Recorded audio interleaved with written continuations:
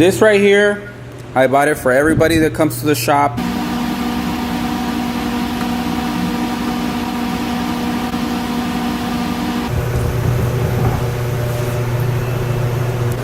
Alright, so I bartered with Cactus Birds, my friends from Cactus Birds. And I'm going to show you guys what I got from them. I shot a video for them. Let me go grab what I got from them. I think you guys will like it. I certainly do like it.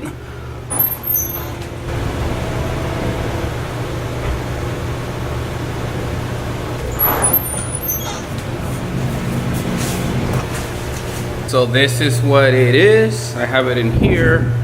Let me pull it out and assemble it for you guys. It's a tool that I've been needing for a while.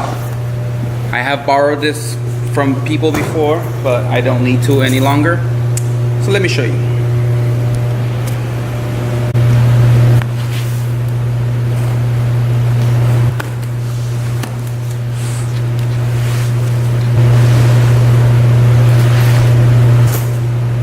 Aha!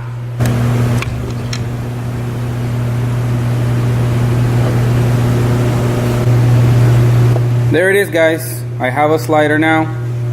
Very happy. Thank you, Cactus Birds. Now what we're gonna do next is burn this job. And just yesterday I had a question about when to use a base which is what we have here for dark garments. That is a big back. Let's see if it's gonna fit in our pallets. Should. Yep. We're good. Now let me show you the gold that I used for that one job that I was printing for faded chinos. This gold, that's a poly low bleed golden yellow. So that itself is already a very thick ink. I put it on a 160 mesh and then I flash printed it. It looks like it's based, but it's not. And it's also a poly gold, so if it was to be on a polyester, it wouldn't have a dye migration because that ink is specified for those type of garments. So I guess it depends on what jobs you're doing. For example, the one that I did and I changed colors, it turned black. It ended up being black. But see, this is like a small left chest. So something like this, you probably don't even need to base unless you're doing like 300 and you're running an automatic press. You know, you put your base, flash, your gold, and then you only go around once on the machine. In the case on the manual, if you were to put a base, you still have to flash it, bring it back around, and put the gold on top. So it's not like you can go around once like on the auto. If I had an auto, I can explain that better. But if it makes sense, you have the same screen, so you're flash printing from the same color and you don't have to worry about registration, which you shouldn't, but just in case. I guess with smaller designs, you can always go, I like 160s, especially because this one had some detail right there on the C.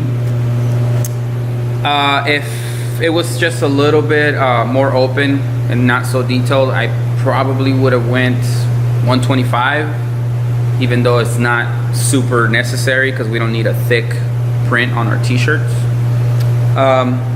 So I think that you have to be your own judge when it comes to that. If it's not so big, then you don't need to base it or put a base underneath.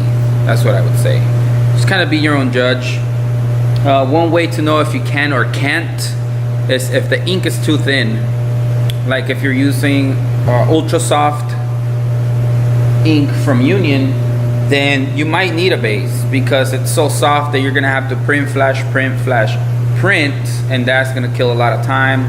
So you definitely don't want to do that. If it's a thicker ink, like sometimes you have those max opaque golds or royal blues, excuse me, or other inks like that. For example, the lemon yellow, I don't have it here. The lemon yellow, it's a Maxo ink. Where is it? So this This lemon yellow, it's already a real thick ink. So for example, oh, good catch, I know. So for example, that one you wouldn't need to base it unless it was like a real big design or something that they wanted to super pop or make it look extra bright. This right here, this green that I have, it's a PMS 376. So when customers ask for a light green, this is what I provide. Now that's a thinner ink. It's a PMS match. So those are a little bit thinner, kind of like a ultra soft kind of ink. So I definitely like to put a base underneath those because that white is gonna make it pop even more, and it's gonna be more true to its color, especially if you're going with a darker garment. So I guess, like I said, be your own judge. If it's too thin, then base it. If it's kind of thick and the shirt is not that dark, then you know, you don't need to base it. If you're doing polyester garments, I definitely recommend you to base it because some polyesters like to dye migrate, and causing dye migration is something that's very hard to take care of. You definitely want to have a white or a poly white underbase for your colors to help that dye migration get blocked off, or even if you're doing just white. So that's just like another video that I have to do on its own. But back to your question, definitely base it if you need to, and don't if you don't. If it's small and you have thick ink, then don't do it. What's up with this cool bag? I hope they don't think I have guns in here, like a rifle or something. You know what? Now that I'm taking a closer look at this design right here, this would be the base, and then we have a red, which would be the inside of the dog or inside of the design, and then we have the outline, which would be the white. So even for something like this, I probably end up not basing the whole thing because I don't want that super thick feeling of a t-shirt.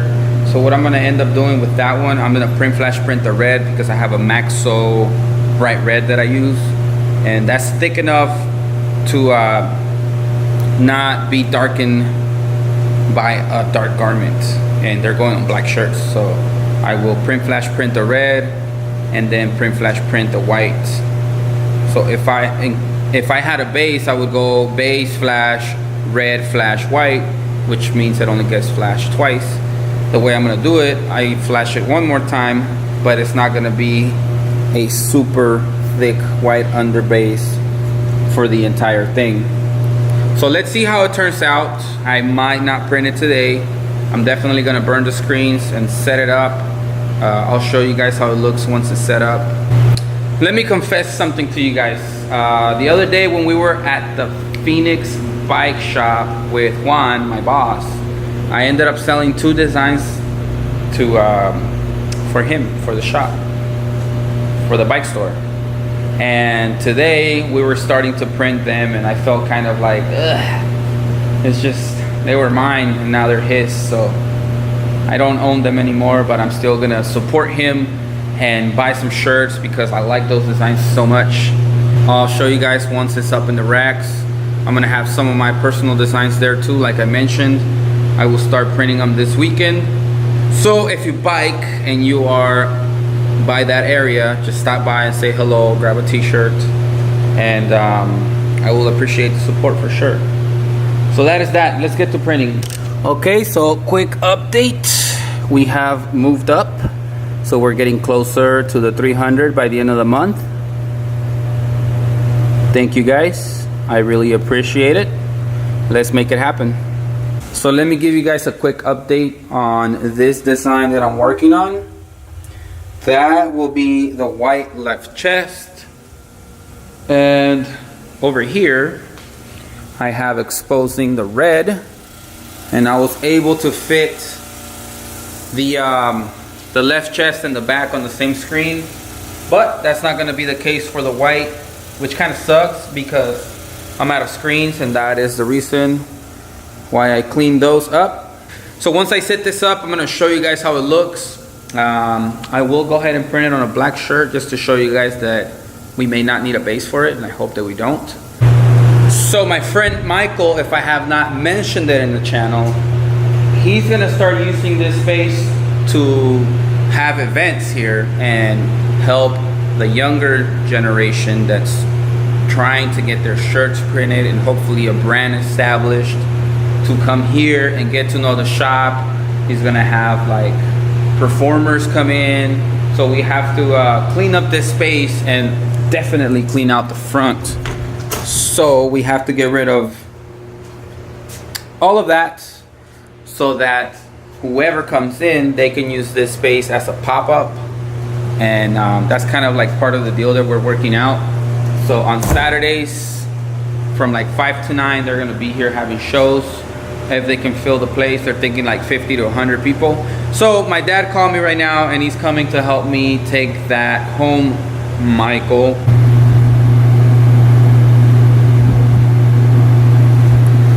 So thank you for asking that question, Sean.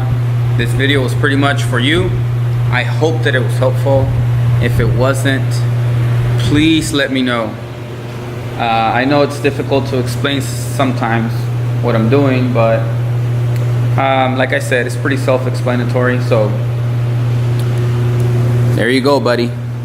Okay, so I got the left chest already set up and the red is drying. Should be dry. It's back there. I'm gonna show you guys how I set this up and why I set it up the way I did. This left chest is about 4 inches wide, 4.5. So, damn it. When you have a big left chest like that, you know, always base everything off the center. So right here, I went 1.5 inches over from the center, because we don't want the left chest too close to the center and too far out so that it falls under your armpit. So if you ever dealt with printing a left chest, we go from here and we just come down straight into the chest. So that's how we figure where the center of our image is going to be based from. And that's kind of what I did here. So if the collar of my shirt, it's the center of the palette, which would be around here, this would fall right on my left chest.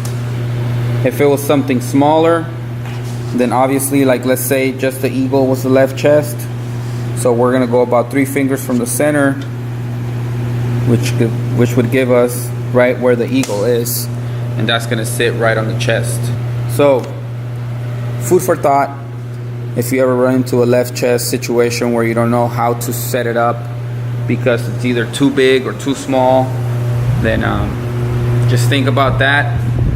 You can always use this as reference. Oh man, the air, I don't want that wind noise. You can always use this part of the t-shirt where the seam meets the collar and just kind of bring it down straight to make that the center point of the image, no matter how big the left chest is. So that's what I do with everything. For example, that's what I did with my Vega print left chest. It's actually a right chest. So yeah, think about that.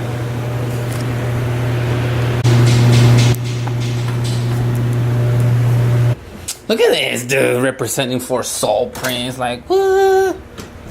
So, Showmatic.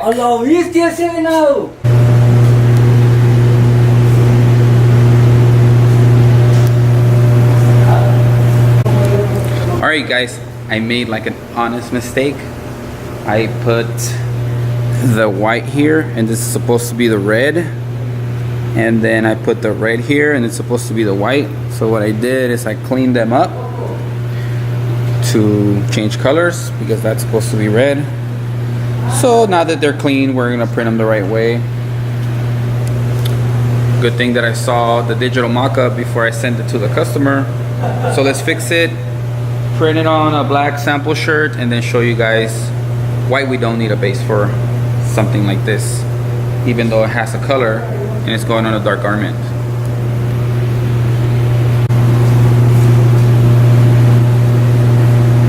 Much better. All I did was print that black. All I did was print that red over the white. So now let's tape it and print the white to make sure everything's registered, and we are good to go. There it is.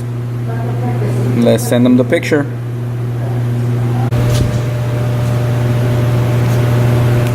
There it is. No white base underneath the red. All I did was flash print it. The customer approved it, so we're ready to rock. That's it for today, you guys. We're just gonna clean out the front and we're leaving.